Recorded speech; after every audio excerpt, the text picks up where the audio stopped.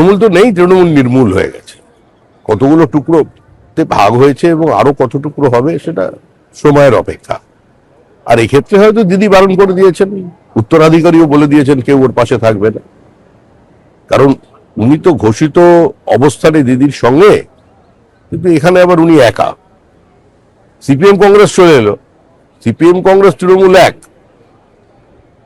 ওনার পাশে কেউ নেই দলের লোক, তার মানেটা কি? কোন জায়গা থেকে বারণ আছে, মানে আবার তৃণমূল ভাঙ। সংসদ চত্বরে সাসপেন্ডেড তৃণমূল সাংসদ কল্যাণ বন্দ্যোপাধ্যায়ের অভিনব প্রতিবাদ, গলায় প্ল্যাকার্ড ঝুলিয়ে একাই দেখালেন বিক্ষোভ।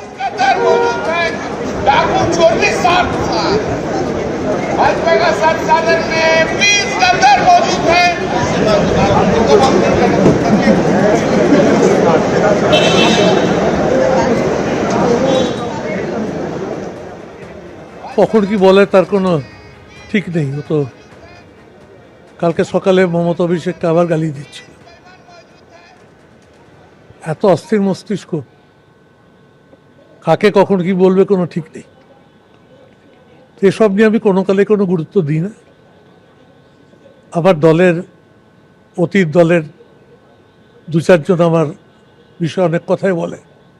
কে বলে আমি মমতাকে বলেছিলাম গাড়ি কেনার জন্য আমাকে টাকা দিন। উল্টে সত্যটা হচ্ছে মমতা আমাকে বলেছিল আমার দুটো গাড়ি, একটা গাড়ি আপনি নিয়ে যান। আমি বলেছিলাম একটা পার্লামেন্টারি পার্টির নামে গাড়ি রাখা। তো এসব কথা রোজ রোজ কে কার সঙ্গে ব্যাখ্যা করছে? তাই মনে করি এসব কথার উত্তর দেওয়া সময় নষ্ট করে। লোকসভায় বিজেপি পুরোদস্তুরভাবে কোণঠাসা এবং নিট থেকে শুরু করে এখন যা চলছে আন্দোলনে দমন পীড়ন, সবেতে গোটা দেশ জেগে উঠেছে এবং বিজেপির সরকারের সমালোচনা করছে। সেখানে তারা কখনো বিরোধীদের ভাঙতে চাইছে, কখনো বিরোধীদের কণ্ঠরোধ করতে চাইছে।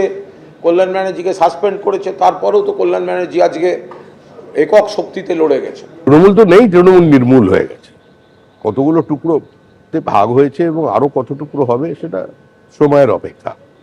আর এক্ষেত্রে হয়তো দিদি বারণ করে দিয়েছেন, উত্তরাধিকারীও বলে দিয়েছেন কেউ ওর পাশে থাকবে না, কারণ উনি তো ঘোষিত অবস্থানে দিদির সঙ্গে, কিন্তু এখানে আবার উনি একা। সিপিএম কংগ্রেস চলে এলো, সিপিএম কংগ্রেস তৃণমূল এক, ওনার পাশে কেউ নেই দলের লোক, তার মানেটা কি? কোন জায়গা থেকে বারণ আছে, মানে আবার তৃণমূল ভাঙ।